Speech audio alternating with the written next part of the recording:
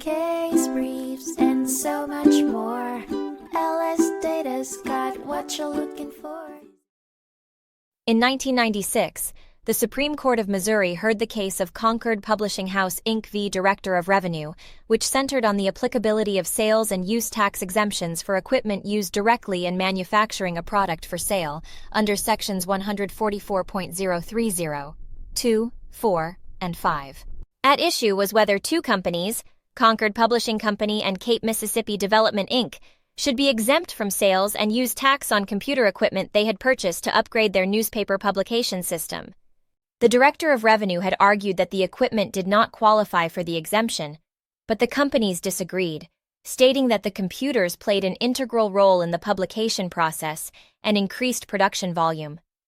Ultimately, the court sided with Concord and Cape, recognizing newspaper publication as a form of manufacturing. Previously, Concord operated a printing press that produced several newspapers, including the Southeast Missourian, which was owned and published by Cape.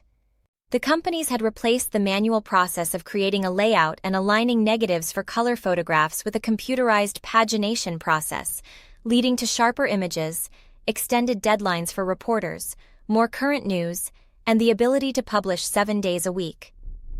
The court found that the computer equipment used by both companies was crucial to newspaper production and therefore qualified for the manufacturing exemption.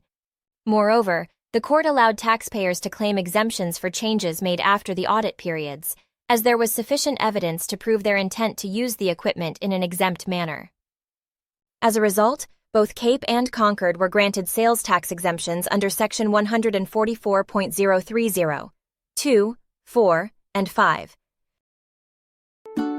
Case briefs, and so much more. LSData's got what you're looking for. Visit lsd.law, elevate your mind. Leave the stress of climb.